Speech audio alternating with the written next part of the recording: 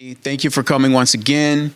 Welcome to Conversations on Culture. And we are here live at Flower City Arts Center at 713 Monroe Avenue. And we want to talk today from Be Who We Ought to Be. This theme is taken from Dr. Martin Luther King Jr.'s letter from a Birmingham jail, which dates back to April 16th, 1963. And to keep it in context, Dr. King was fighting for integration. He was fighting against segregation, and as a result, he was jailed by religious leaders in the South. Okay? And today, here at Flower City Arts Center, we are standing in solidarity with the Greater Rochester Martin Luther King Jr. Commission, who set forth this year's theme of Be Who We Ought to Be.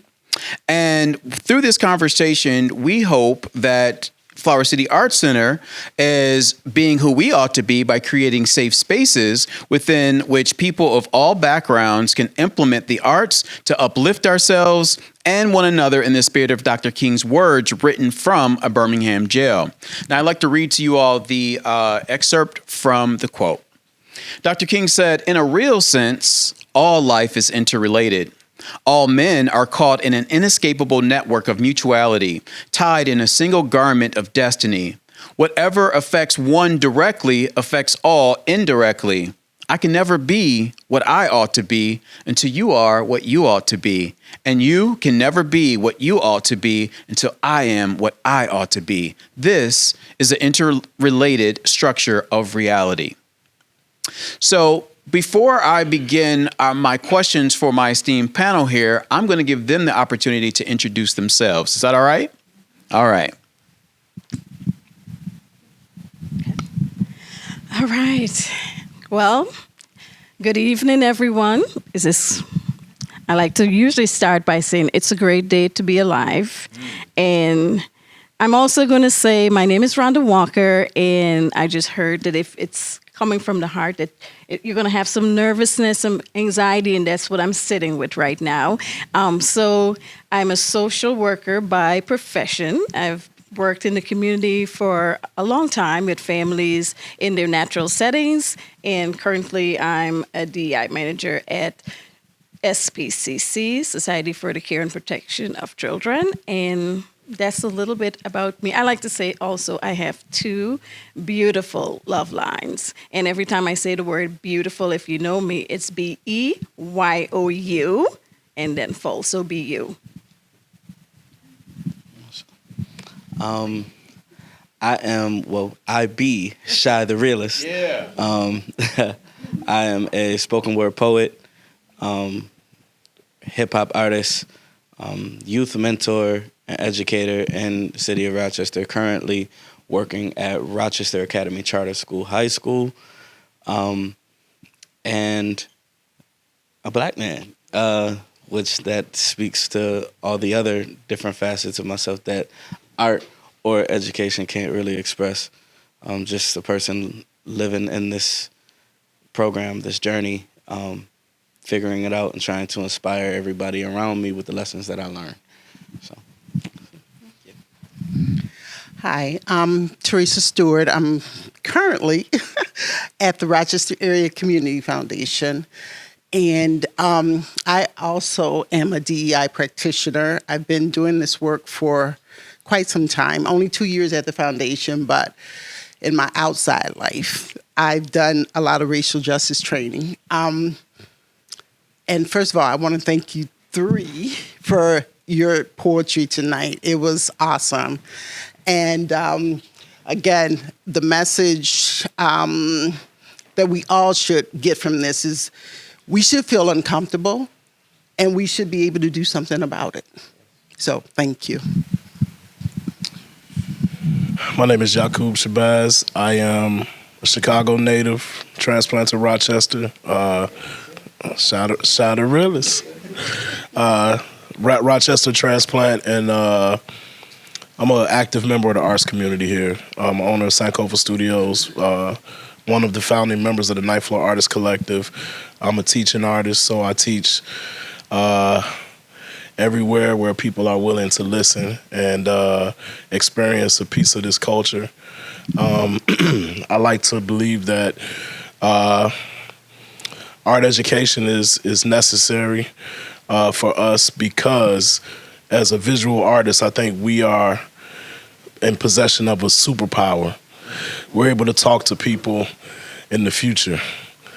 100 years from now, people will look at my artwork, your creations, and look back, and they'll be able to tell something about what was going on, not just in the world, but inside our heads. And it's something that I'm thinking about today that I put out there may resonate with one of my great-grandchildren and inspire them to do something to help change this world that we live in. So yeah, that's me. Thank you. All right, guys, so we're going to get right into the conversation. So I really want all of you guys to really weigh in on the theme itself. How do we show up? How do we be who we ought to be? Rhonda. How do we be who we ought to be? I think one of the things that I'm thinking of that comes to mind is that my beautiful love lines taught me that, how to be. And you have to be before you do.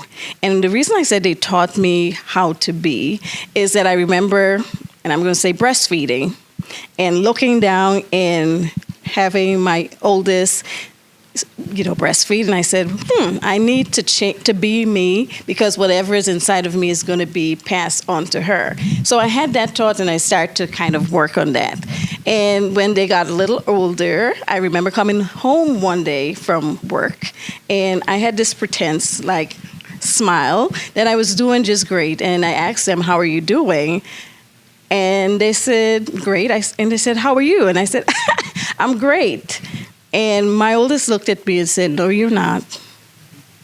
Your heart is not smiling. And I think that's the moment I realized that I needed to show up authentically and be who I was going to be in order for them to be who they were going to be authentically, and that connectedness really taught me that being who you are and whoever you're connected to is going to impact you. So that was my first living example of the importance of being authentically who you are from your heart, because it's a felt thing. Thank you. That was beautiful. Yes. To be who I ought to be is to, know myself first. Knowledge of self reflects to the knowledge around you. In that knowledge of self, you come to love yourself. You start to understand yourself, and you can't love anything or anyone around you until you love who you are, and that includes the best parts of you and the worst parts of you and your flaws. Very much like I said, a new example of perfection. Your flaws are your authenticated watermark that separates you from everybody else. So in order to be fully who you are, you have to notice everything about yourself and not notice it to change it. You can work on your flaws, but don't be so fixated. And this is me speaking to myself. Can't be too fixated on my flaws that I need to change them. Oh, I don't like this. I want to change this. Just to understand myself and understand that even my flaws are what connect me to somebody else. Understanding that I am flawed and so are other people. So I can love myself through that, and I can love others through that. And in that love is where we need to, the vibration that I feel that the world needs to tap into, that love. And I think through that is where all the healing lies. So. Thank you. Ooh, that's a deep question. Even though I was born in Rochester, I come from immigrant parents. And as a child, you have to deal with the culture changes, the language, and just navigating the system, whatever that is. And as a child, I was very shy. I never spoke up. I let people say and do things to me that I did. And one day I was talking to my grandmother. And if you know my big mama, she is very opinionated. And she always told me, she said, Never be afraid to bring yourself to the table. Don't be afraid to take up space. And if people rush you to do something or say something and you're not ready, don't be afraid to step back and say, you know what? I need to think about it. I need to take my time. And you're being true to yourself when you say that and do that. And again, so I have 2 stepchildren that are grown now. So it's just me and the dogs, but that's okay.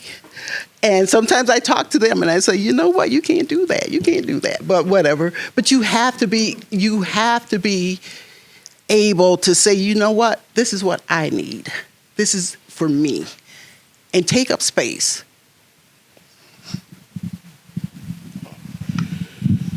A lot of years ago, I wrote a paper way back in the LimeWire days. Remember LimeWire?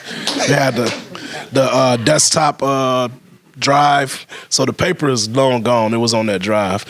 But I said that there were about 8 Martin Luther Kings, 3 of which were created after his death. And those 3 were of no benefit to the community that Martin Luther King represented. They benefit people who can't fight, won't fight, and don't want to see nobody else fight. And that's the truth. But the Martin Luther King, one of the Martin Luther Kings that I love, mentioned something that was very important and it shapes who I ought to be, who I am, who I'm becoming every day. And that's the King that talked about the blank check. That bounce check, that was written to Black America. I was born in the decade after Martin Luther King was assassinated, and my generation was the recipient of that bounce check. 1989, when I went to high school, it was an album came out called Straight Outta Compton. Song number 2 and 3 are pretty impressive. And I know those songs today as almost 50-year-old man, like a lot of you know your ABCs. Because that rage that James Baldwin also spoke about, when you understand what's happening, is who I ought to be. So if I really tell you who I ought to be, it's scary.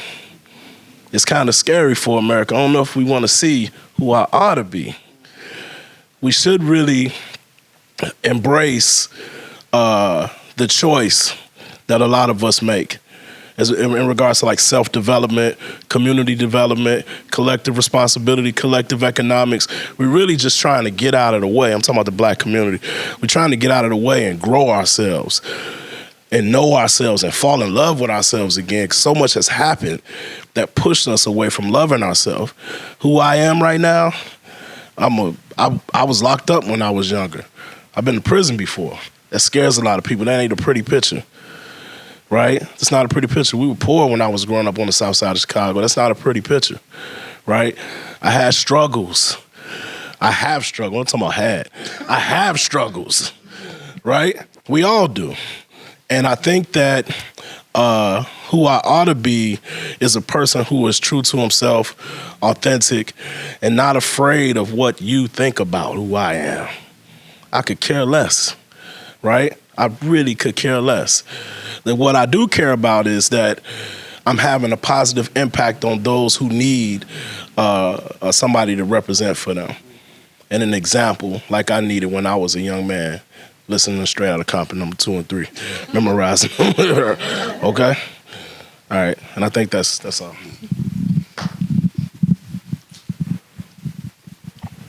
Thank you, panel. I really appreciate your answers. Truly. I want to now ask you another question about how do race, some of you actually kind of touched on this in your response to how you be who you ought to be, but I want to specifically ask, how do race and culture impact mental health or emotional experiences, and how do these affect your creative expression? Anybody want to take that first? I think part of, I would respond to that by saying that initially, if you hear that I have an accent, I would show up the way that it impacted me. I would show up with the lowest self-esteem, just really be in the back just because I felt that my accent and my race and everything else was not worth being seen. And so I think part of that is working through that and being able to use my voice. However, I also know that with me not using my voice and being authentically who I am, it caused a lot of high blood pressure and headaches and a lot of different things. And I realized that when we're not being who we are from the heart and things are not coming authentically, they impact our mental health. And then it also impact our purpose, why we're here and why we're here to do what we came to do. So if we're not careful, right? That's one of the things that hopefully I'm answering the question, but I think part of it is with race and with all the different mental health and not being able to share or to honor, it has in the past impacted me in that way.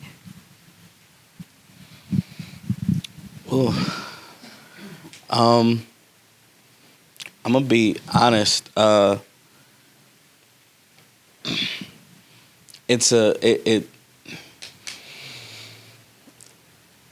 I hate to use like a cliche, but it's so true. You know, sometimes it is hard just waking up and just being black, looking around at my circumstances, what I'm subjugated to, what I'm stuck with, what I'm left with, and kind of seeing like the other side of the fence and kind of wishing and trying to, like, when I talk about that knowledge of self, that self-love, and having to find that through what I have encountered, the losses that I've encountered, the lack that I have endured, and I watch generationally happen to, you know, my students who are my age and younger when I first started to feel these things, and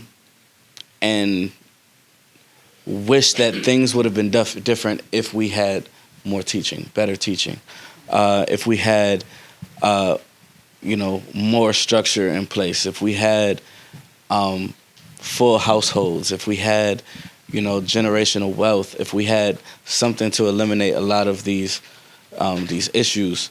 And in my journey of like finding love for myself through that, understanding what I look like in this country, in this world, as a black man, what does that look like, and how to navigate through it. You know, so I've become very, very great at the term code switching. Okay. How many people know what code switching is? It's, you know, yeah. And I've decided in the past couple of years to break that code. I don't want to code switch. I don't want to fake. There's one of my students in this room right now. Yana could tell. You could tell them how I am with the students. I don't act any other kind of way. I am authentically me. I step away from the persona that I should put on, because when you're authentic, when quality is going to be quality when that's the standard. There it is. I don't have to act like a professional. I am a professional. I don't have to act like a teacher. I am a teacher. I don't have to act like anything other than who I divinely am. So knowing that, I can literally just be alternatively whatever that looks like. And I've always been the alternative, the alt kid. I've always been the, everybody's going to stand up for this picture. I'm going to kneel down. Everybody's going to wear this. Well, I'm going to wear this inside out. I'm going to be that person that is me, who I am, and not care about what other people want me to be. And that's who I ought to be. Unapologetically me. That's it.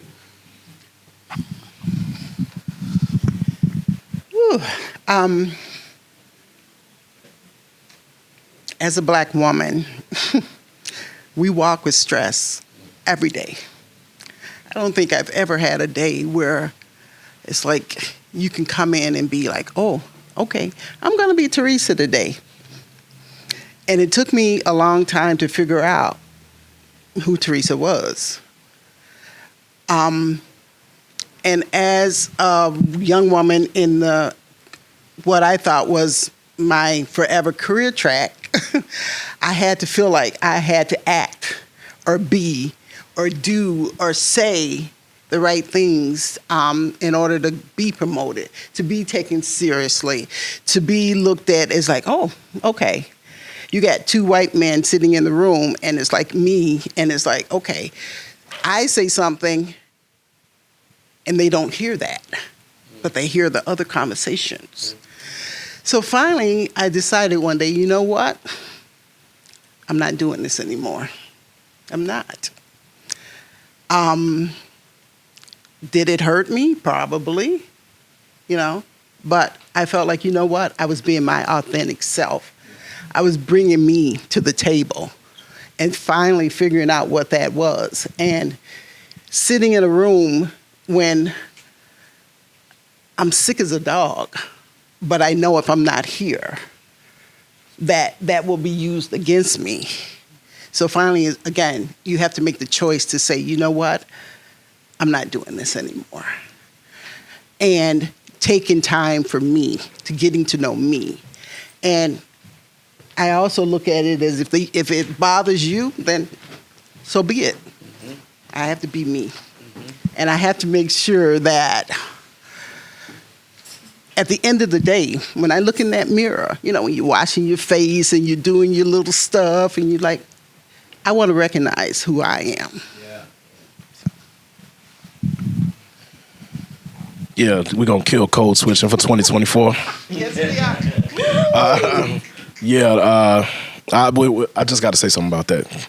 I'm in the army that fights against code switching. I can't stand that. I do a disservice to my grandmother, Salmon Riffley Jackson. Moved up to Chicago in 1939 from Hazelhurst, Mississippi. I do a disservice to them if I pretend to be something other than their grandbaby.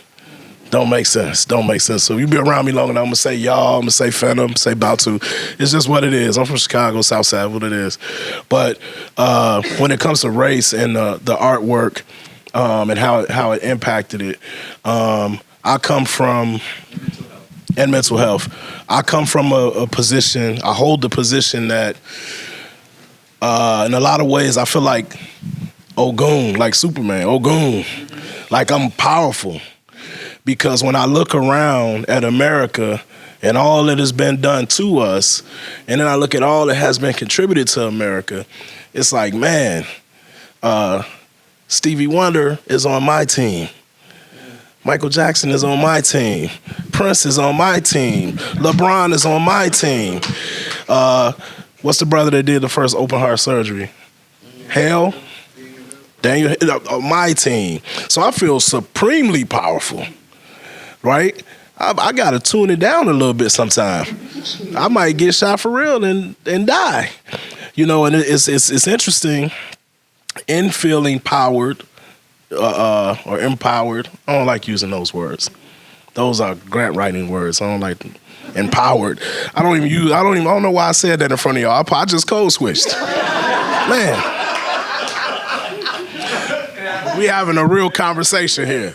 But that's why I said powered, because I feel powered by my connection to my culture and the contributions that we've given to this country and to this world. So I don't feel any weakness about that. And my artwork is impacted by it because I read a lot about myself, our culture, our spirituality, our traditions, pre-colonial and post-colonial histories, prehistory histories, right? Some books that you're not gonna find at RIT and U of R. They don't even print no more, right? That I found in a prison cell. A dude had it, and he got it from a dude that died in prison, and he got it from another dude that died in prison, and the book cover all taped up, and they wrote the name on it. I don't even see what the cover looked like. I've read those books that you can't find, and they gave me that power, and it made me realize something.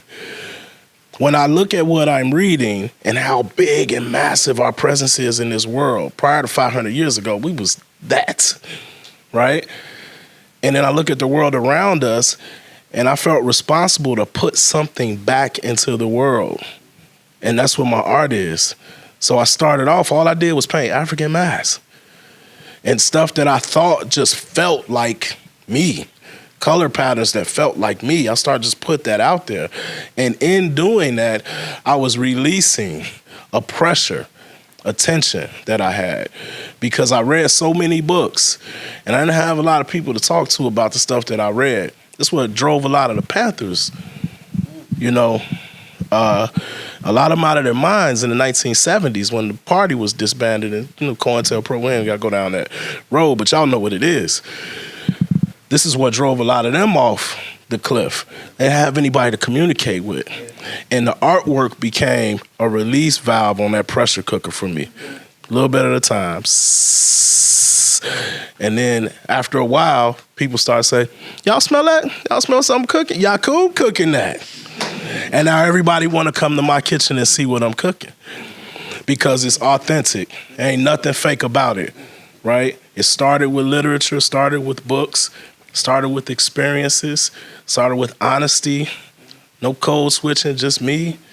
And then when that fragrance come out that pot, everybody want to eat. And everybody can. Like, come on in, you know? So, yeah, that's how mental health, that release was huge for me. Still is every day. You know that. Sometimes Rashaad will come into my studio. I'm sitting there in a zone. And he'll sit right there on the side of me and just be watching me go and talking to me. So, yeah, it's very therapeutic, that release.